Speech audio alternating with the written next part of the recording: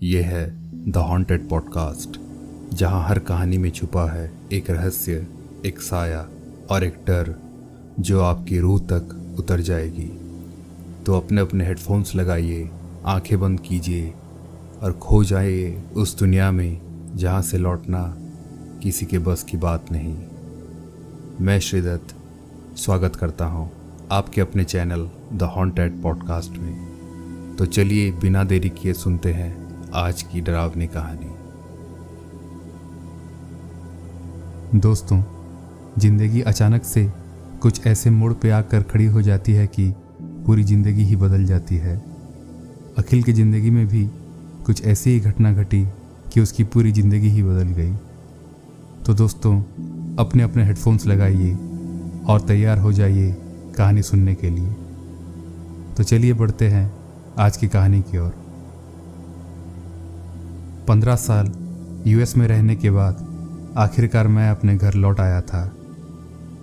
हमारी कंपनी दिल्ली में एक नया ब्रांच खोल रही थी और मैं ट्रांसफ़र होकर अपने घर दिल्ली आ गया था।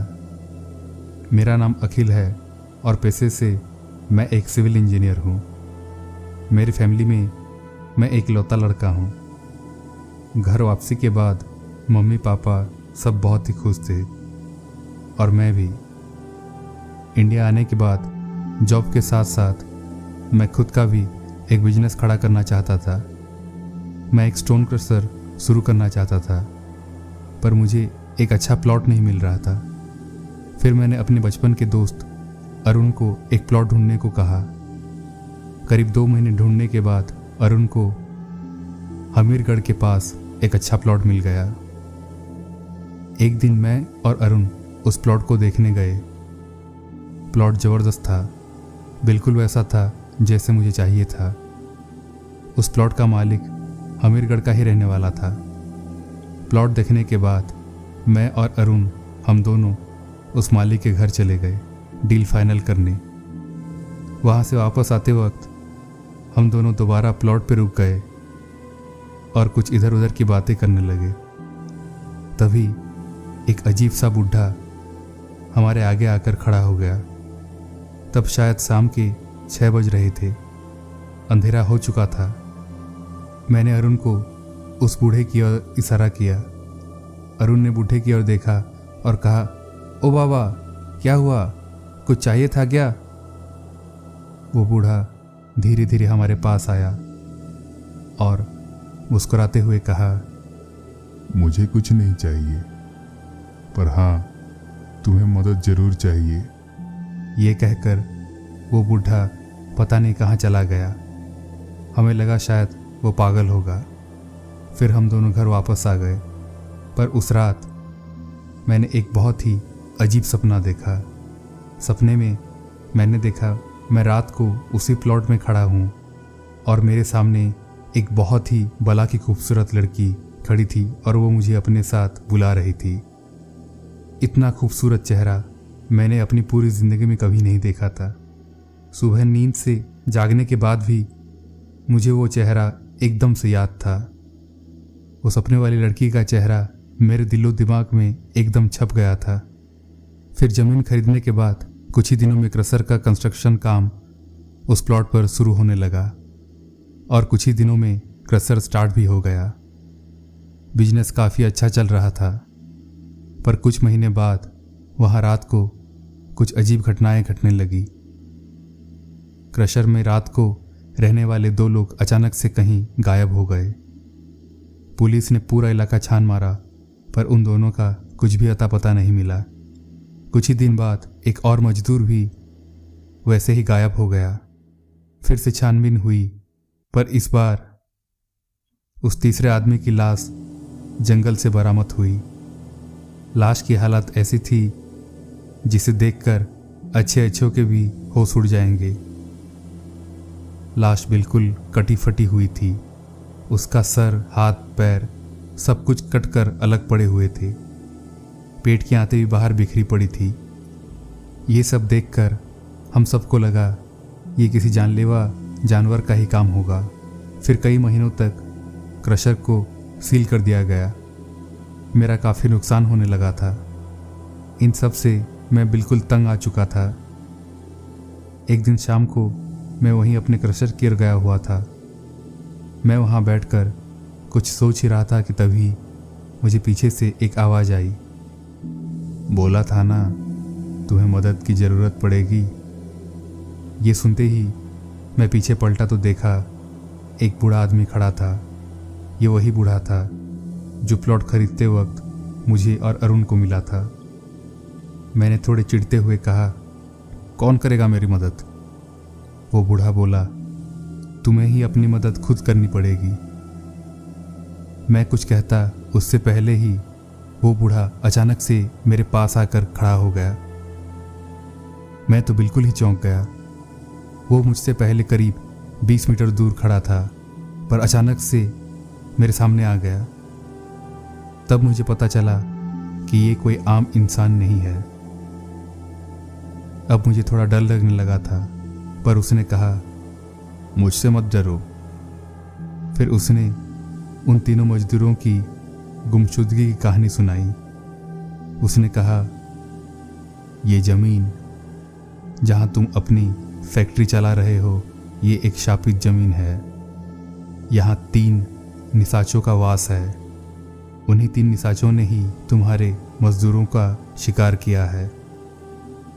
अगर तुम्हें सब कुछ ठीक करना है तो सबसे पहले तुम्हें उन तीनों निशाचों को ख़त्म करना पड़ेगा। ये सब सुनने के बाद कुछ देर तो मैं सन पड़ गया। फिर बाद में मैंने उनसे पूछा, बाबा निशाची मतलब क्या होता है? बूढ़े बाबा ने कहा, निशाची मतलब जो लोग रात को शिकार करते हैं। ये निशाची या निशाचरी किसी भी जानवर का रूप ले सकते हैं। फिर मैंने कहा, बाबा इन्हें मारा जा सकता है? बाबा ने जवाब दिया, दुनिया में हर एक चीज़ का अंत लिखा है, इसीलिए इन्हें भी ख़त्म करना नामुमकिन नहीं है। पूर्णिमा की रात को ये तीनों शेर बनकर शिकार करती है। उसी पूर्णिमा की रात को अगर तुम चंदन की लकड़ी से बने खंजर से इनमें से किसी एक शेर का भी पेट चीर दोगे तो ये तीनों अपने आप ही ख़त्म हो जाएंगे। ये सब सुनकर तो मेरे रोंगटे खड़े हो गए। मैंने कहा, पर बाबा ये मेरे अकेले की बस की तो बात नहीं है। बाबा ने कहा, चिंता मत कर, मैं हमेशा तेरे साथ ही रहूँगा। फिर मैंने बाबा से पूछा, बाबा आपको तो इतना सब कुछ पता है, आप हैं कौन? बाबा ने हंसते हुए कहा, हाँ मैं अघोर हूँ। इतना कहकर वो मेरे आंखों के सामने से ओझल हो गए।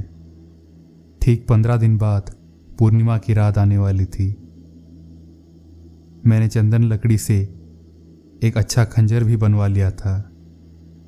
ठीक अगली पूर्णिमा के दिन शाम को मैं अपने उसी क्रशर की ओर चल पड़ा। तब करीब शाम के 7 बजे होंगे। चारों ओर अंधेरा हो चुका था।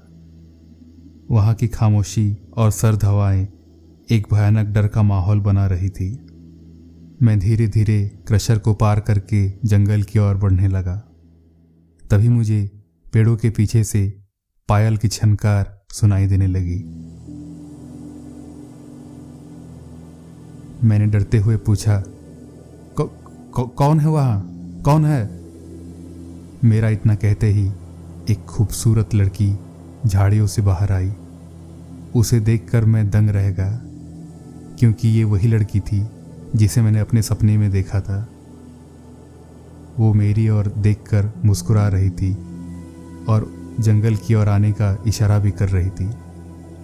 मैं भी बिना सोचे समझे उसके पीछे पीछे भागने लगा। मुझे तो होश ही नहीं था। मैं भागते हुए कब जंगल के बीचों बीच पहुंच गया था, पता ही नहीं चला। वहां पहुंचने के बाद जैसे मैं दोबारा होश में आया। घने अंधेरे जंगल के बीचों बीच मैं अकेले खड़ा था। तभी मुझे सामने की झाड़ियों से 6 जलती हुई आंखें दिखी। वो आंखें एकदम सुर्ख लाल थी और देखते ही देखते झाड़ियों में से 3 बड़े बड़े शेर बाहर निकले।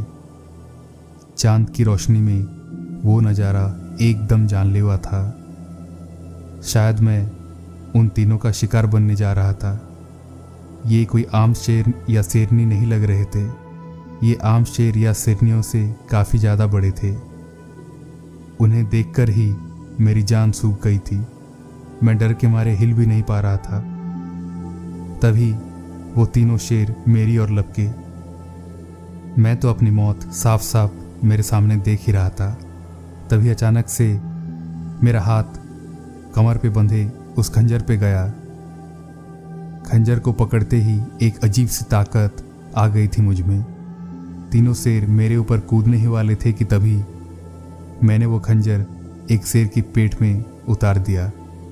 खंजर मारते ही वो तीनों शेर अजीब तरह की आवाज़ें निकालने लगी और देखते ही देखते वो तीनों जल भुन कर वहीं राख में बदल गए।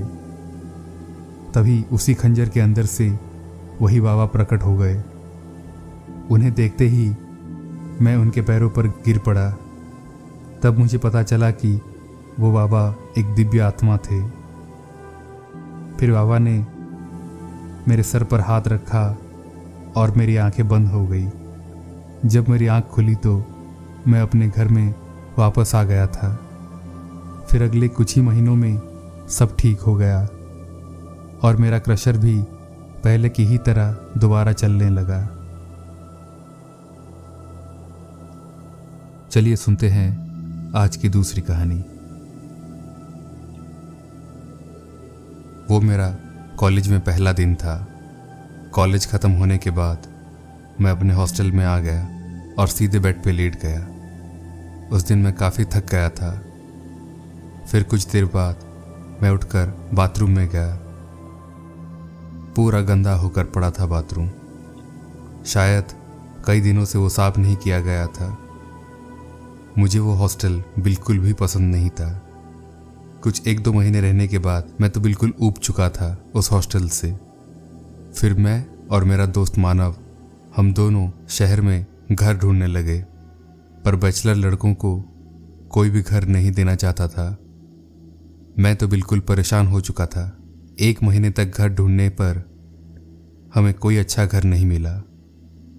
फिर एक दिन सवेरे मैं चाय पीने गया हुआ था। तभी मेरी नज़र एक आदमी पर पड़ी। वो अखबार पढ़ रहा था और उसी अखबार के नीचे एक छोटा सा ऐड था जिसमें एक नंबर दिया गया था और लिखा था, आपकी हर परेशानी का हल हमारे पास है। मैंने तुरंत वो नंबर को नोट कर लिया। फिर मेरा सेमेस्टर शुरू हो गया और मैं उसमें बिल्कुल मसरूफ़ हो गया। करीब 1 महीने बाद मुझे वो नंबर याद आया। मैंने तुरंत कॉल किया पर फ़ोन स्विच ऑफ आया था।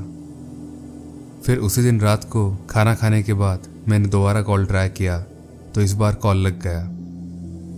सामने से एक बहुत ही भारी आवाज़ आई। जी कहिए, मैं आपकी क्या मदद कर सकता हूँ? मैंने कहा, जी मेरा नाम सूरज है और मैं एक स्टूडेंट हूँ, मुझे रेंट पर घर चाहिए।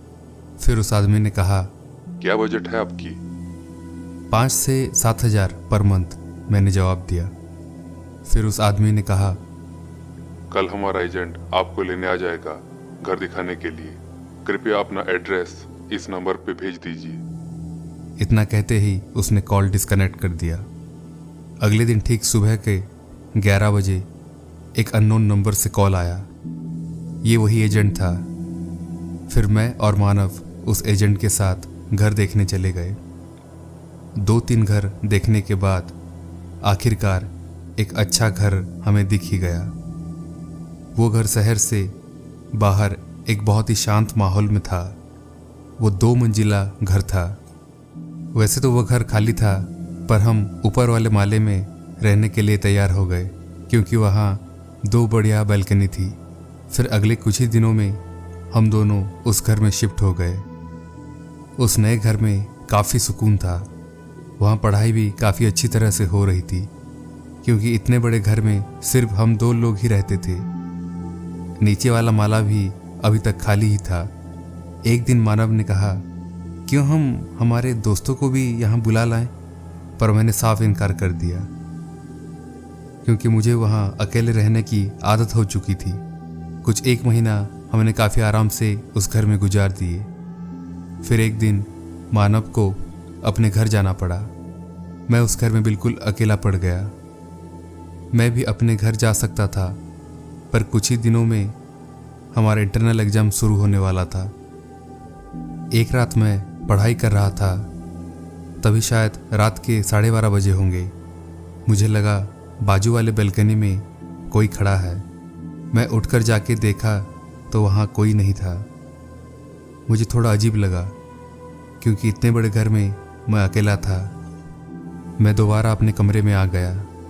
मुझे अब नीचे से आवाज़ें आने लगी, पर मेरी हिम्मत नहीं थी नीचे जाने की।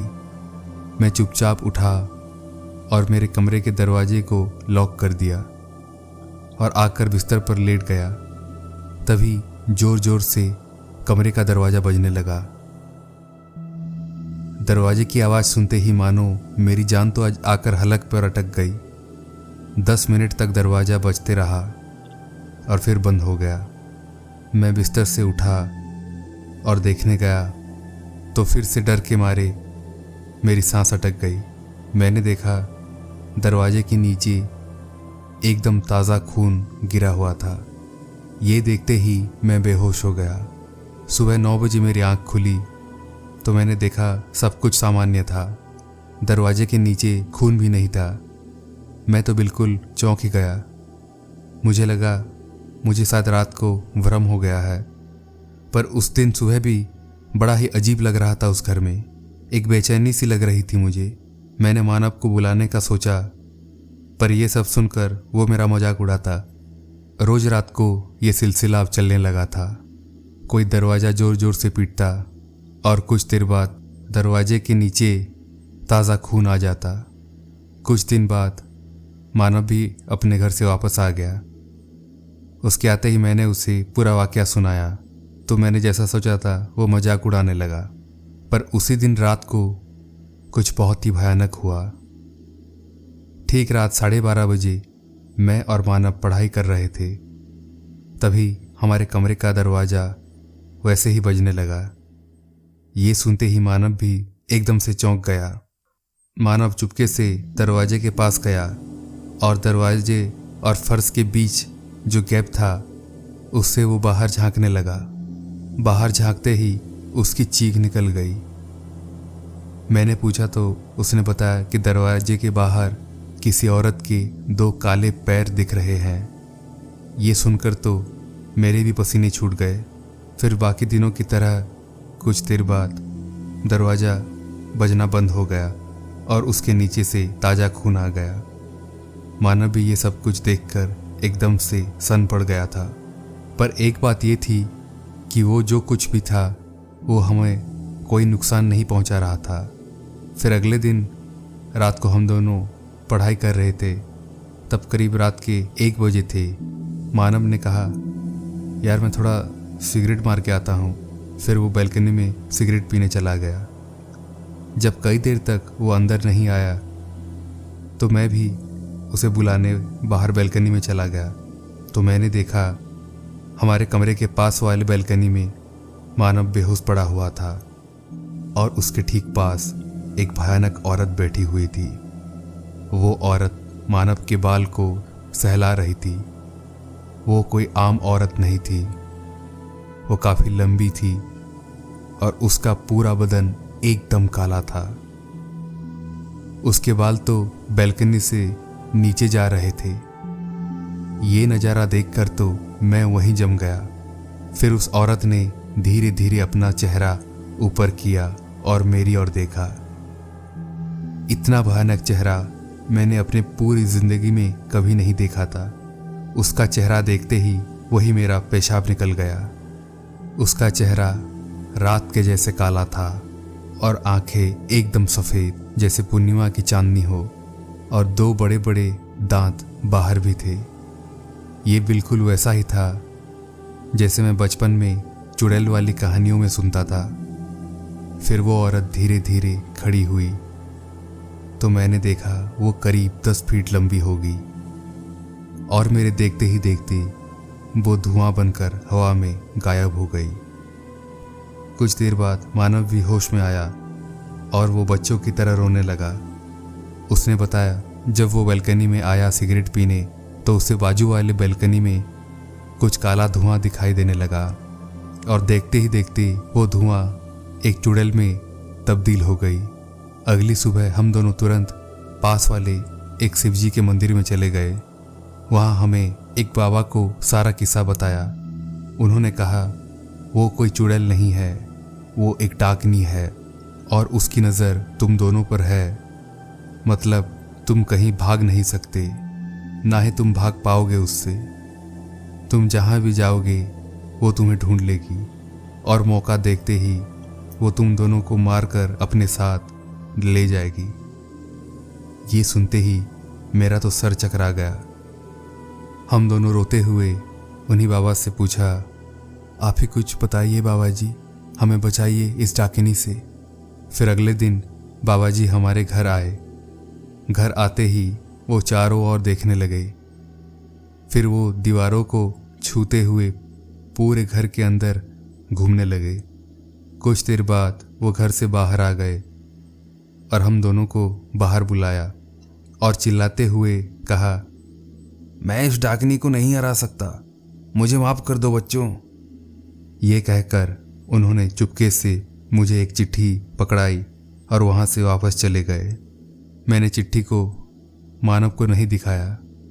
फिर मैं मानव से कुछ दूर आया और छुपकर वो चिट्ठी पढ़ने लगा। उस चिट्ठी में लिखा था, वो डाकिनी मानव के शरीर में है, इसीलिए मानव को कुछ भी पता नहीं चलना चाहिए।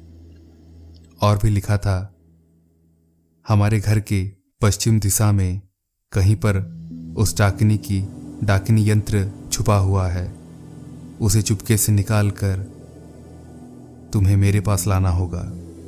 पूरी चिट्ठी पढ़ने के बाद मैंने उसे जला दिया। फिर मैं चुपके से हमारे घर के पश्चिम दिशा में ढूंढने लगा। 1 घंटा ढूंढने पर भी मुझे कुछ नहीं मिला। तभी मेरी नज़र सामने के एक पेड़ पर पड़ी। उस पेड़ के एक टहनी पर एक काले रंग की पोटली बंधी हुई थी। उसे देखते ही मुझे पता चल गया था कि शायद यही है जिसे मैं ढूंढ रहा हूँ। मैं पेड़ पर चढ़ने ही वाला था कि तभी किसी ने मेरा पैर खींच लिया। जब मैंने पीछे पलटा तो देखा वो कोई और नहीं, वो मानव ही था। मैंने कहा, क्या हुआ, पैर क्यों खींच रहा है तू मेरा? उसने एक अलग और भयानक आवाज में कहा, अपनी जान प्यारी है तो इस पेड़ के पास कभी मत आना। ये सुनते ही डर के मारे मैं पसीज गया, पर मैंने भी हार नहीं मानी और मानव को चकमा देकर उस पोटली को मैंने पेड़ से उतार लिया और दौड़ते हुए उसी बाबा जी के पास आ गया और उन्हें वो पोटली थमा दी। पोटली उनके हाथ में आते ही अचानक मानव चिल्लाते हुए वहाँ कहीं से अचानक आ गया, पर वो आश्रम में अंदर नहीं आ पा रहा था। तभी बाबा जी ने उस पोटली को हवन कुंड में समाहित कर दिया। हवन कुंड में पोटली जाते ही मानव एक अलग तरह से चिल्लाने लगा और चिल्लाते हुए बेहोश हो गया। फिर कुछ देर बाद वो होश में आया। फिर बाबा जी ने उसे अभिमंत्रित पानी पिलाया और कुछ देर बाद हम अपने घर वापस आ गए। उस दिन के बाद से सब कुछ ठीक हो गया। हम कई साल वहाँ उस घर में रहे, पर दोबारा कभी कुछ अनहोनी नहीं हुआ हमारे साथ। तो ये थी दोस्तों आज की कहानी। पसंद आए तो प्लीज़ लाइक, कमेंट और सब्सक्राइब तो ज़रूर ही करें। धन्यवाद।